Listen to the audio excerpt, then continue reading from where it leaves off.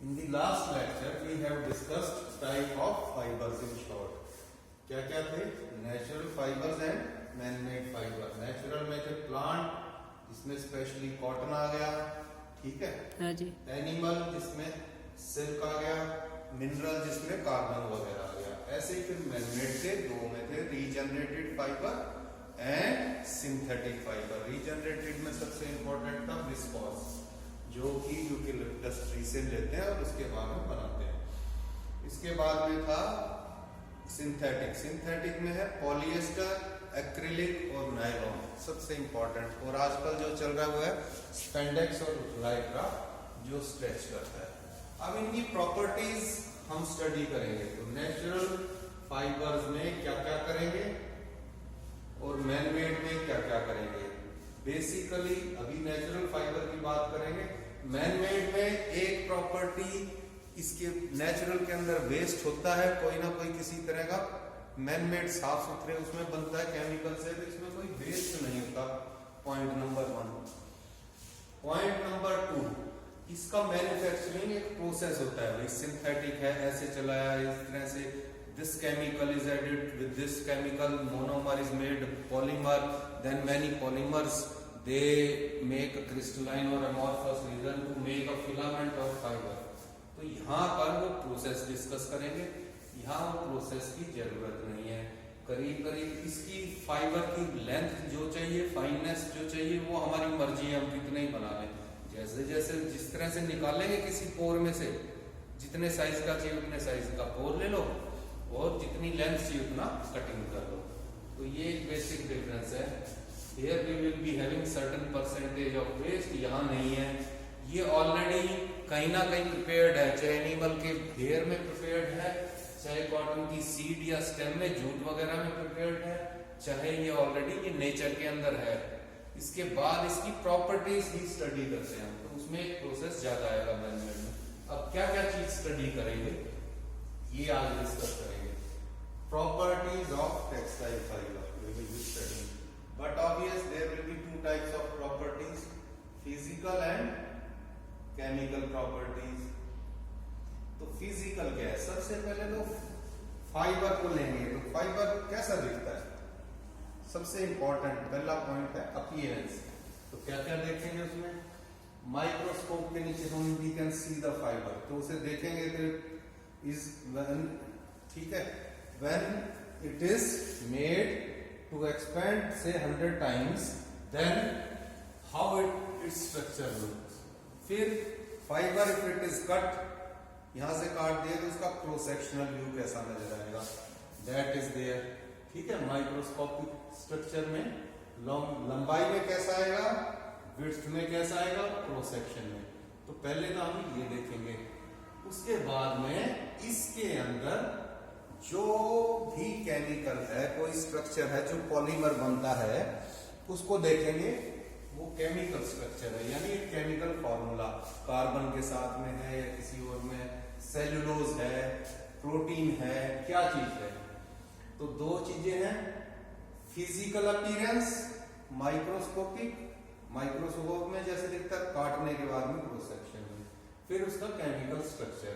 ये दो चीजें अपीयरेंस में आ गई. नेक्स्ट उसकी प्रॉपर्टीज. एक फाइबर है, एक रेशा, उसमें क्या क्या देखेंगे? सबसे पहले वो कितना लंबा है, लेंथ. लेंथ किसमें होगी? मिलीमीटर में हो सकती है, सेंटीमीटर में हो सकती है, इंचेस में हम देख सकते हैं. उसके बाद में लेट अस से दिस इज अ फाइबर, बहुत पतला. देन इसकी हमेशा किसी भी उंगली की मान लो थिकनेस देखेंगे. हाइट हो गई, फिर विड्थ.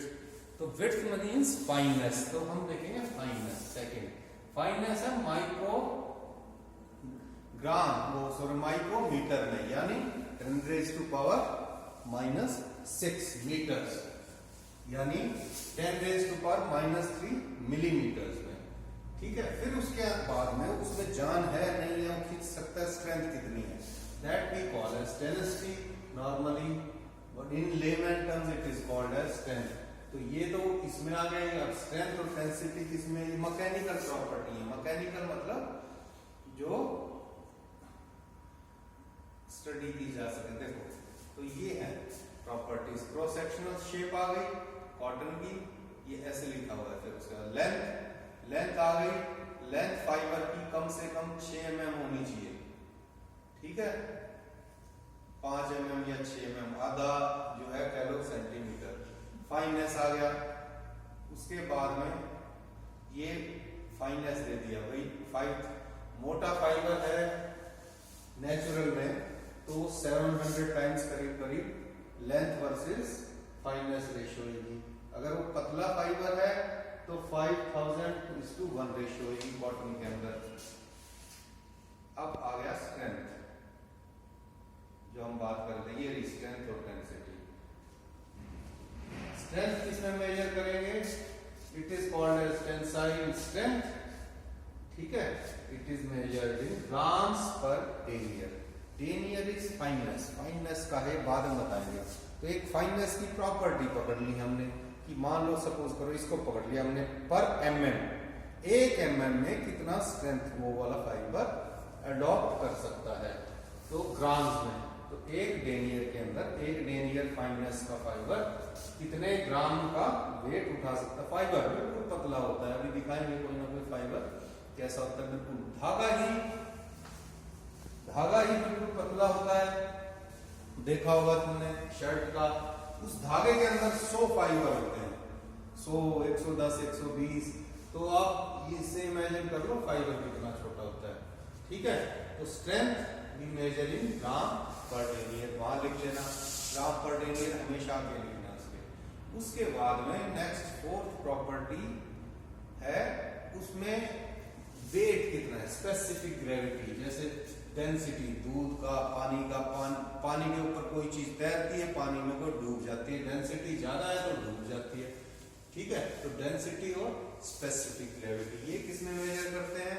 वही ग्राम पर सेंटीमीटर क्यूब। ये रहा दिस, यहां पर density we measure in, density is weight per unit volume, that in case is, our case is gram per centimeter cube, gram per cc, ये है, ठीक है। ये 4th है। 5th प्रॉपर्टी जो हम मेजर करेंगे कि we are wearing this sweater, shirt या अंदर वेस्ट बनियान पहन रहे हैं, तो वो क्या करे? तो पानी सोखता है गर्मी में, व्हेन वी स्वेट, जब हमें पसीने आते हैं तो क्या होता है? इट एब्जॉर्ब्स वाटर, तो वो पानी सोख सकता है, नहीं सोख सकता। पॉलिएस्टर बिल्कुल नहीं सोखता, कॉटन ठीक ठाक, और वूल बहुत ज्यादा। अगर आप वूल का कपड़ा डिप करके निकालोगे तो बहुत हैवी हो जाता है। क्यों हो जाता है? पानी चूस लेता है, तो मॉइस्चर गेन, ठीक है। फिर उसके अंदर कितनी क्या क्या मटेरियल डला हुआ है, ठीक। उसके बाद में उसे स्ट्रेच करेंगे, स्ट्रेचेबिलिटी है। अब यहाँ से मुड़ना है कोने से, तो इसमें स्ट्रेचेबिलिटी नहीं होगी तो कोने से नहीं मुड़ेगा। यहाँ से यूं हमेशा स्ट्रेच हो रहा है कोई ना कोई फाइबर। तो फाइबर की स्ट्रेंथ तो हो गई, लेकिन वो कितना इलोंगेट होगा, थोड़ा बहुत खींचेगा, कितने %, ठीक है। इलोंगेशन होगी लेंथ वाइज, और फ्लेक्सिबिलिटी होगी ये हमारी जो है फिंगर, ये इलोंगेट नहीं हो सकती, फ्लेक्सिबल हो सकती है ऐसे ऐसे, ठीक। तो फ्लेक्सिबिलिटी, ये 7-8 पॉइंट्स इसी सीक्वेंस में हर एक जो आपके नेचुरल फाइबर है उसी तरह लिखे हुए हैं। देखो ब्रेकिंग, इलोंगेशन, ये कैसे देखोगे? फ्लेक्सिबिलिटी, देखो elongation, elongation means, elongation itself means breaking elongation, यानी अगर वो x है तो कितने % x खींचने के बाद वो टूट जाएगा। लेट अस से 5% एक्सटेंशन या 10% एक्सटेंशन के बाद में टूट जाएगा। मैन मेड फाइबर में अब हमने स्पेंडेक्स और लाइक्रा बनाए जो बिल्कुल स्ट्रेच हो जाते हैं, रबड़ है बिल्कुल स्ट्रेच हो जाता है, ठीक। तो इलोंगेशन और extensibility that is at the break D, ठीक है। BREA क्या आएगा? ई हटा देना इसमें से। फ्लेक्सिबिलिटी, फाइबर कितना बेंड हो सकता है इधर उधर, ये जरूरी है। वो आपस में एंटेंगल होगा, लिपटेंगे 100 फाइबर ऐसे ऐसे, तो वो वैसे ही बेंड होना चाहिए, थोड़ा बहुत फ्लेक्सिबिलिटी आनी चाहिए। और भी प्रॉपर्टीज है इसमें, वो 8 के अलावा क्या क्या प्रॉपर्टीज है, क्रिप हमने दे रखा है, ठीक। ये हम मैन मेड फाइबर में डिस्कस करेंगे। क्योंकि नेचुरल फाइबर में क्रिम्प होगा, और क्रिम्प नहीं है, क्रिम्प यानी वेवीनेस, ऐसे ऐसे नहीं है तो सीधा फिसल जाएगा फाइबर एक दूसरे, तो क्रिम्प से वो एक दूसरे के अंदर फिट होगा ऐसे। क्रिम्प और वेवीनेस और कन्वोल्यूशन भी कॉल, ये वूल के अंदर देखेंगे हम, वूल में ये प्रॉपर्टी डिस्कस करेंगे क्रिम्प, लेकिन वो सबकी प्रॉपर्टी नहीं है, इसलिए हमने 8 में नहीं लिखा, 8 के बाद में 9 प्रॉपर्टी कहीं आ जाएगी क्रिम्प किसी में। तो कैसे, जैसे फाइबर ऐसे नहीं होता स्ट्रेट, ऐसे स्ट्रेट फाइबर पर एक दूसरे से फिसल जाएंगे तो कैसे होता है, हल्का हल्का हल्का हल्का। तो वी मेजर कि पर इंच और पर सेंटीमीटर कितने कन्वोल्यूशन है, 1 2 3 4 पर इंच, 4 क्रिम्स पर इंच, या वी कैन से 4 पर वूल के अंदर ये प्रॉपर्टी हम देखेंगे। दूसरा मैन मेड फाइबर जो बना रहे हैं उनको स्ट्रेच करके बना रहे हैं, वो ऐसे बनेंगे, पहले ऐसे बनेंगे तो दिक्कत करेंगे, उसके बाद में जब उन्हें व्हेन वी वाइड देम तो उसमें थोड़ा थोड़ा क्रिम्प देते हैं, 1 2 3 पर सेंटीमीटर क्रिम्प एज डिजायर्ड, जो हमने एंड प्रोडक्ट बनाना है तब हम उसमें क्रिम्प देते हैं, तो मैन मेड में क्रिम्प चल जाएगा। अब मैं प्रॉपर्टीज जिनको हो गया, तो शेप, क्रॉस सेक्शनल शेप तो हो गया अपीयरेंस में जो पहले बात हो रही थी, फिर सबसे पहले बात हुई लेंथ। किसी भी मान लो स्टूडेंट ही है तो उसके पहले हाइट ही देखेंगे भाई कितना लंबा है, फिर कितना चौड़ा है, फिर उसमें कितना वेट है, फिर कितनी स्ट्रेंथ है, धक्का दे सकता है नहीं, फिर उसमें फ्लेक्सिबिलिटी या पीछे गिरते ही टूट जाएगा वो, ठीक है। ये चीजें आप अपने ऊपर भी अप्लाई करोगे ना कुछ भी। तो पहला क्या था, लेंथ लंबाई, फिर मोटाई, ठीक है, ये मोटाई का दे दिया, ये क्रिम्प एक एक्स्ट्रा है, 9th में भी आ सकता हो, ये फिर हमने 4th या 5th पे दिया था डेंसिटी, ठीक है, डेंसिटी एक्सप्लेन कर दी। ये है जनरल प्रॉपर्टीज, तो जो ऊपर प्रॉपर्टीज दी थी जिस सीक्वेंस में, ये दी थी लेंथ जनरल प्रॉपर्टी, ये structure general property, length general property, finance general property, और क्रिम्प इसमें नहीं लिखा जो जनरल प्रॉपर्टी, बाकी प्रॉपर्टीज जो आ गई, डेंसिटी, ये डेंसिटी भी जनरल प्रॉपर्टी है, तो डेंसिटी या स्ट्रेंथ, स्ट्रेंथ मैकेनिकल है, ठीक है, ब्रेकिंग एलोंगेशन मैकेनिकल प्रॉपर्टी, तो ये आप ये प्रॉपर्टीज नीचे लिखिए, ये ऊपर हो गया जनरल प्रॉपर्टीज, ये मैकेनिकल प्रॉपर्टीज है, यहाँ देखो शॉर्ट में कर दिया है, यहाँ फिजिकल प्रॉपर्टीज कौन कौन सी है, जनरल प्रॉपर्टी, फिजिकल, मैकेनिकल और सरफेस प्रॉपर्टी जो ऊपर लिखी है उससे ज्यादा ऊपर, there were the main 8 properties, उसमें वेस्ट परसेंटेज भी नहीं लिखी, पर वैसे तो 20 प्रॉपर्टी हो सकती है, 25 प्रॉपर्टीज हो सकती है, but when we are writing 4 marks का क्वेश्चन है तो इंपॉर्टेंट 4 या 5 लिखेंगे, तो इसलिए वो सीक्वेंस बना लिया, ये सबसे इंपॉर्टेंट है जनरली सभी के अंदर, ठीक। अब ये मैकेनिकल आ गई, सबसे ऊपर देखो 3 नंबर पे था स्ट्रेंथ,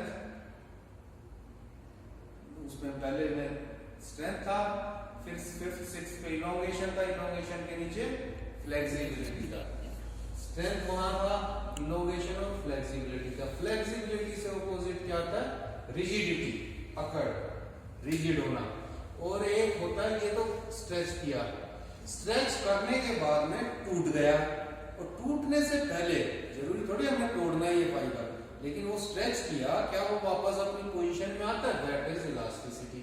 तो ये हमने इंपॉर्टेंट में नहीं लिखा कितने परसेंट इलास्टिसिटी है, वो 9th पे आ सकता है इलास्टिसिटी, 10th पे आ सकता है, रिजिडिटी 11th पे आ सकता है, क्रिम्प 12th पे आ सकता है, वो टॉप 8 लिखे थे, इसमें से सेलेक्ट करके। अब आगे की प्रॉपर्टी, उसमें रह गया था मॉइस्चर रीजन, ये मॉइस्चर रीजन है, ठीक है, एनवायरमेंटल प्रॉपर्टी, एनवायरमेंट में कैसे चलेगा। अब यहां पर हम 2 डिस्कस करेंगे, ये 2 डेफिनेशन आपको याद करनी है, ठीक है। मॉइस्चर कंटेंट, ये वाला आपने याद करना है, this is important, moisture content and moisture regain. Regain मतलब कितना लिया, वो सूखी हुई चीज है, सूखी ने कितना एब्सॉर्ब किया, मैक्सिमम, तो that is moisture retain. Content कितना है कि मान लो वेट उसमें है 100 ग्राम, उसने फिर 4% एब्जॉर्ब कर दिया। देखो मॉइस्चर कंटेंट और मॉइस्चर रिटेन में क्या डिफरेंस। सपोज करो 100 ग्राम फाइबर है और ये 4% यानी 4 ग्राम को भी है, ठीक है, वाटर एब्जॉर्ब कर सकता है, एब्जॉर्बेंसी है यानी रिगेन।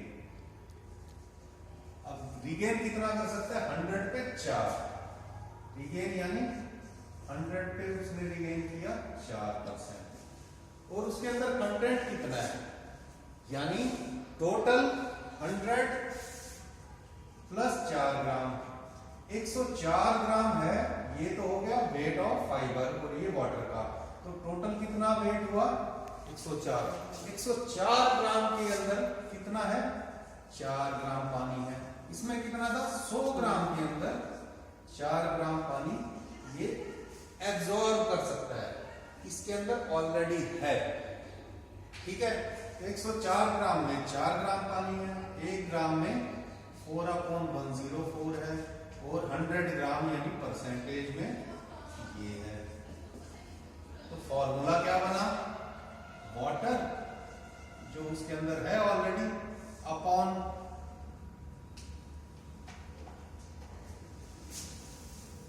दोनों के फॉर्मूले डिराइव कर रहा हूं शॉर्ट में। तो जो वाटर है upon fibre weight plus water weight, 104 कितना हुआ, यही हुआ fibre weight plus water weight, यानी ये वाला वेट और plus into 100। This is moisture content. ये 100 में इतना है, एक में आ जाएगा 4/100 और 100 में फिर से इनटू 100, ठीक है। तो 4 what is 4 is water that can be absorb in grams, ठीक है, ये ग्राम्स में है। ये क्या है, फाइबर वेट इन ग्राम्स, ये भी ग्राम्स में, ये भी ग्राम से ग्राम कट जाते हैं इनटू 100। तो कंटेंट और रीगेन में ये डिफरेंस है, यहाँ पर वाटर का वेट भी आएगा डिनोमिनेटर में, यहाँ नहीं आएगा। इट मींस मॉइस्चर रिगेन हमेशा ज्यादा रहेगा, मॉइस्चर कंटेंट कम परसेंटेज दिखाएगा। इसको आप सॉल्व कर सकते हैं, 4/100 4 into 100 ये परसेंटेज में आ जाएगा, ये तुम्हारा हुआ ये 40 आ जाएगा, ठीक है, सॉल्व करने के लिए। तो ये चीज याद रखनी पड़ेगी। ये है मॉइस्चर रिगेन, ड्राई वेट, मतलब ड्राई सूखा वेट। ये देखो मॉइस्चर रिगेन कहाँ कहाँ से जो दिया है, ये 5th नंबर पे, ठीक है। डेंसिटी हो गया, अब देखोगे तो ऊपर से फाइबर लेंथ हो गई हमारी, जनरल प्रॉपर्टी में फाइनेस, जनरल प्रॉपर्टी में स्ट्रेंथ, मैकेनिकल प्रॉपर्टी में डेंसिटी, जनरल प्रॉपर्टीज में मॉइस्चर रिगेन, एनवायरनमेंट में आ गया। कंपोजिशन रह गया बेसिक ब्रेकिंग इलोंगेशन या इलास्टिसिटी, पहले इलास्टिसिटी होगी फिर ब्रेकिंग इलोंगेशन, ये मैकेनिकल में है। फ्लेक्सिबिलिटी और रिजिडिटी ये दोनों मैकेनिकल में थी। और भी प्रॉपर्टीज है जैसे क्रिम्प है और भी है, बट हमने ऊपर जो थी वो सारी नीचे लिख दी। अब आप देखो नीचे एब्जॉर्बेंसी ये आ गया, इसमें आपको एक फॉर्मूला लगाना है, इसी से ये आपको समझना फिजिक्स और केमिस्ट्री में थोड़ा सा, वहां टीचर से पूछना। मॉइस्ट रिलेटिव ह्यूमिडिटी और एब्सोल्यूट ह्यूमिडिटी इसी से ड्राइव होती है, यानी जैसे वो बना हुआ है वैसे, ठीक है। वाटर वेपर मान के चलो ये वाला रूल है, सपोज करते हैं, ठीक। ये मतलब एब्जॉर्बेंसी वाला आपको आना चाहिए, ये फ्यूचर में काम आता है, ठीक है। अभी ये मैं बता रहा हूँ, ये नहीं आएगा, ये आ सकता है फॉर्मूले में, ये नहीं आएगा फर्स्ट ईयर में, लेकिन पता होना चाहिए। आपसे इंटरव्यू में भी पूछ लेंगे, टेक्सटाइल टेस्टिंग में भी आ जाएगा, कहीं भी आ जाएगा। Relative humidity, this is 1 air, let us से कि ये यहाँ से और यहाँ तक 1 मीटर लिया, नीचे से ऊपर तक 1 मीटर आ गया, विड्थ 1 मीटर, तो 1 मीटर क्यूब के अंदर आप कहो कि इस टाइम इसके अंदर पानी है, कुछ ना कुछ तो वाटर वेपर्स हैं इस टेम्परेचर पे। अभी सर्दी है तो इसका टेम्परेचर मान लो कि 20 डिग्री है, तो 20 डिग्री के अंदर mass of water vapour in given volume, तो 1 मीटर क्यूब में आ गया। Mass of water vapours required to saturate. अब इसके अंदर बारिश होती है, बारिश कब होती है? जब पानी इतना हो जाए कि वो गिरेगा तब। अब इसके अंदर हम वाटर वेपर्स इसी टेम्परेचर पे 20 डिग्री पे ऐड करते जाएंगे, ऐड करेंगे थोड़ा थोड़ा वाटर वेपर्स, वेपर्स मतलब हवा की तरह। कुछ टाइम के बाद में वो अपने आप पानी में कन्वर्ट हो जाएगा, इतना प्रेशर हो जाएगा। तो वो जो इतना ऐड किया है लेटर से, इसके अंदर ऑलरेडी थे, मान लो टोटल के अंदर थे 15 ग्राम, और ऐड किया हमने फिर 20 ग्राम और ऐड कर दिया, ठीक है, रिक्वायर्ड टू सैचुरेट। तो ये 15/20 हो गया। तो ये रिलेटिव ह्यूमिडिटी है। और एब्सोल्यूट ह्यूमिडिटी, ह्यूमिडिटी मतलब कितना उसके अंदर नमी है, ठीक। Absolute humidity is water vapour present to moist air measured in gram per centimetre cube.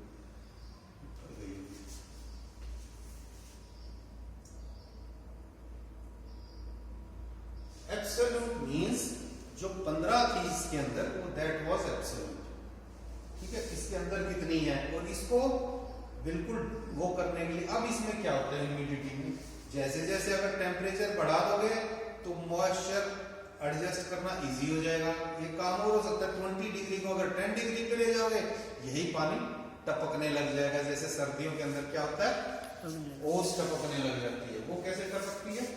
तो ये चीज आप वहां पूछ लेना, ये हमारा स्टैंडर्ड है 27 ±2 डिग्री, कुछ भी देखने के लिए ह्यूमिडिटी 65 ±2 डिग्री।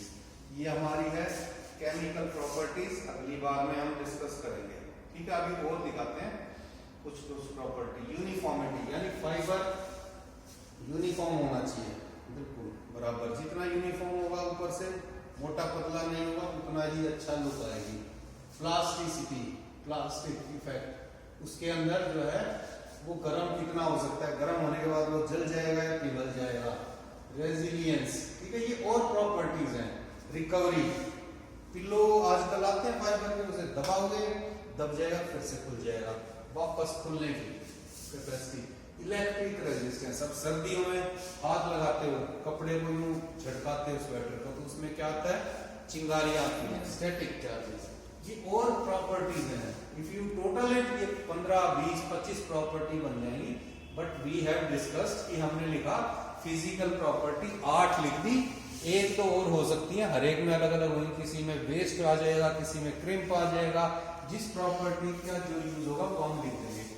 कैपिलरी यानी पानी अगर नीचे आ गया तो